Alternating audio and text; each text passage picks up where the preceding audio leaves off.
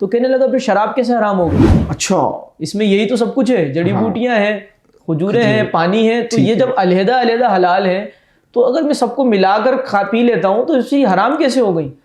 اچھا، ہمارے یہاں فی زمانہ معاشرے میں ویسے علم کی بہت کمی ہے نا. اب کسی کو جناب کسی اسٹوڈنٹ کو تعلیمی ادارے میں یا کسی بزنس مین کو بازار کے اندر کسی نے اسلام کے حوالے سے کوئی شبہ ڈال دیا اس کے دماغ میں، ٹھیک ہے نا، اور وہ بات سمجھ میں آ گئی. اب اس قسم کے افراد بڑے پریشان ہیں اس وقت معاشرے کے اندر، اور انہیں ایسا محسوس ہوتا ہے شاید ہمارے سوال کا جواب کہیں ہے ہی نہیں. صحیح. کیونکہ سمجھانے والے نے ایسی پریزنٹیشن دی اس شبے کو دماغ میں ڈالتے ہوئے کہ یہ فرض سمجھا کہ جناب شاید کسی مسلمان کے پاس، علماء اور مفتیان کرام کے پاس بھی اس کا جواب ہو ہی نہیں سکتا.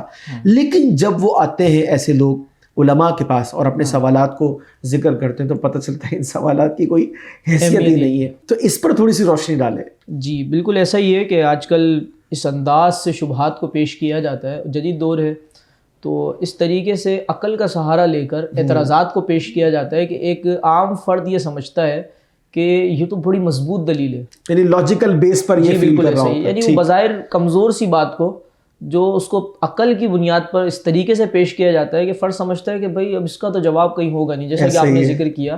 اور ہم یہ دیکھتے ہیں کہ دین اور اسلام سے جتنے دور کرنے والے لوگ ہیں وہ اس طرح کی جو ہے ہتھ کنڈے اختیار کرتے ہیں، عقل کو ہٹ کرتے ہیں. بالکل ایسا. مجھے اس پر ایک حکایت یاد آ رہی ہے، ایک واقعہ یاد آ رہا ہے کہ ایک شخص تھا اور وہ ایک عالم کے پاس گیا اور اس نے جا کر کہا کہ میں اگر کھجوریں کھاؤں تو آپ کو کوئی اعتراض ہے؟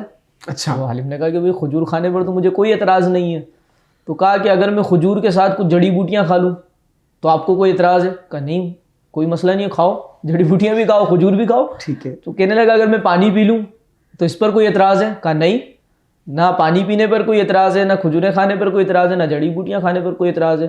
تو کہنے لگا پھر شراب کیسے حرام ہو گئی؟ اچھا، اس میں یہی تو سب کچھ ہے، جڑی بوٹیاں ہیں، کھجوریں ہیں، پانی ہے، تو یہ جب علیحدہ علیحدہ حلال ہے تو اگر میں سب کو ملا کر کھا پی لیتا ہوں تو اس سے حرام کیسے ہو گئی؟ تو اس عالم نے کہا کہ اچھا یہ بتاؤ کہ اگر میں تم پہ پانی ڈال دوں تمہیں کوئی اعتراض ہے؟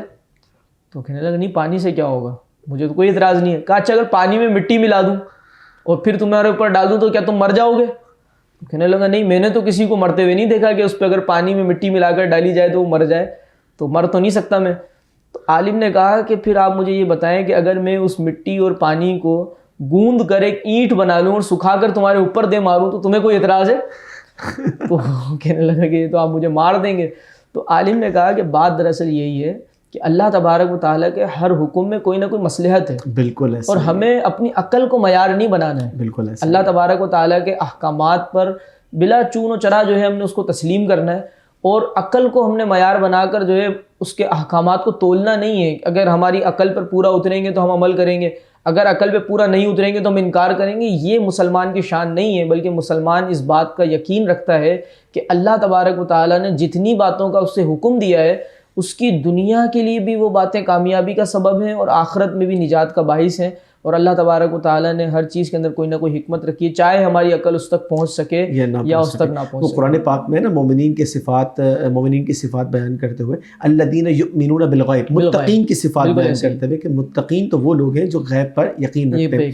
تو بالکل آپ نے بہت اچھی بات کہی. اچھا اس میں ایک بات اس واقعے سے جو نتیجہ نکلتا ہے وہ یہ ہے کہ اگر کوئی شخص اپنی لا علمی کے باعث کسی شعبے میں آ بھی جائے تو اسے چاہیے کہ وہ صاحبان علم کے پاس جائے. فَاسْأَلُوا أَهْلَ الذِّكْرِ إِن كُنتُمْ لَا تَعْلَمُونَ. قرآن پاک میں بھی ہے نا، احادیث میں ویسے ہی تو انہیں نا علماء کو وارثین انبیاء قرار دیا گیا، اور یہ کوئی معمولی بات تھوڑی ہے. یعنی جب انسان غور و تفکر کرے نا تو اس کو یہ نتیجہ ملتا ہے انبیاء اکرام علیہم السلام کے وارثین، یعنی اس کا مطلب یہ ہے کہ ان سے ہمیشہ فیضان ہی ملے گا اور انسان بھلائی ہی کی طرف جائے گا، کیونکہ وارثین انبیاء ظاہر سی بات ہے. تو اللہ تعالیٰ ہمیں علم سے محبت بھی عطا فرمائے کہ ہم خود سیکھیں.